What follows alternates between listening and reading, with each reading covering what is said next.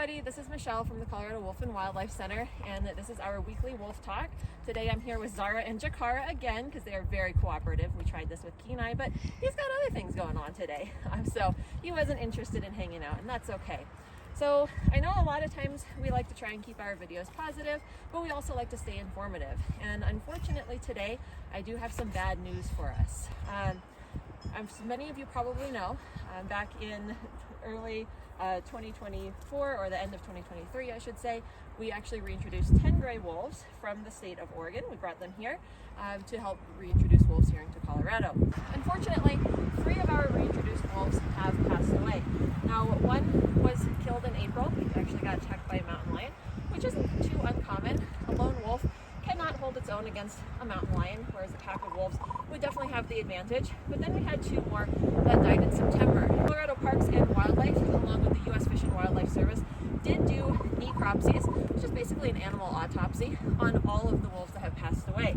Now, unfortunately, the 2 that died in September both had gunshot wounds, and it was confirmed that the wolf that died earlier in September, the first one, had died as a direct result of this gunshot. The other one most likely had ended up getting killed by other wolves. Again, not an all too uncommon death for wild wolves.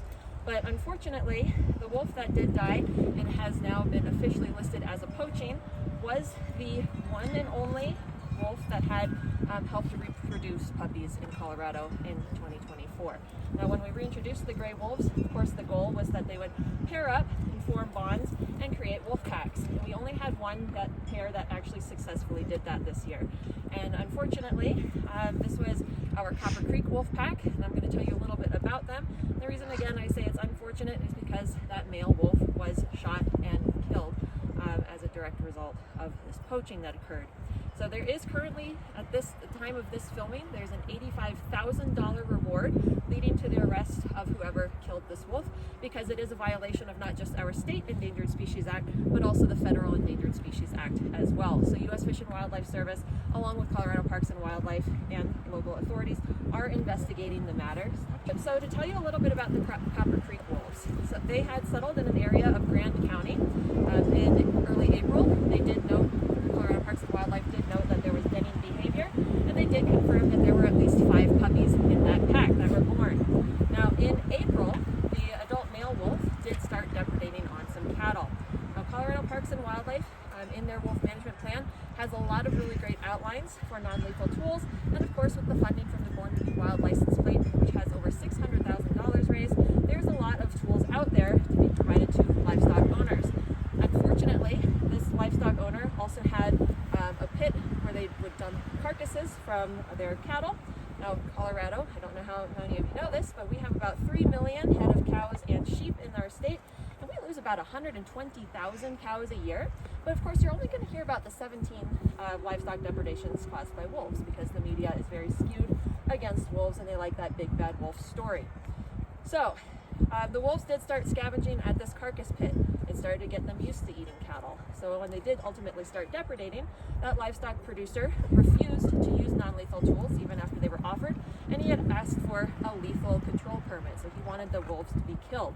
Now, because they were the only pack that had reproduced, Colorado Parks and Wildlife, of course, did not want to do this, because the goal is ultimately to have a self-sustaining population of wolves on our landscape. So what Colorado Parks and Wildlife ultimately did is, after they had refused to use lethal control for these wolves, they did finally convince him to utilize a range rider. After the livestock producer used this range rider, wolf depredations slowed down and then ended up stopping completely, which is very good. However, because of continued pressure from livestock producers in the area, Colorado Parks and Wildlife did go out and decide to capture the entire Copper Creek wolf pack. So they did successfully capture the mom, the father, and 4 of the puppies. Unfortunately, the 5th pup was not able to be captured.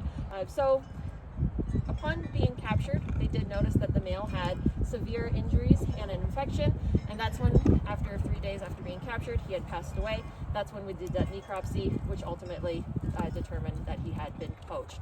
So we're very sad to hear that one of our wolves that we brought back had been poached, didn't die of natural causes. And so we are hoping that with this $85,000 reward that has been placed out there, that justice will be served for this wolf family.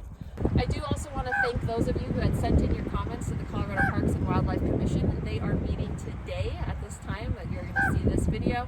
So I'll definitely keep you up to date to see where they stand, and hopefully they do go ahead and deny that anti-wolf petition that was out for wolf reintroduction. But thank you all so much for joining us for our weekly wolf talk this week. Hopefully we'll have some really good news for you next week regarding that petition.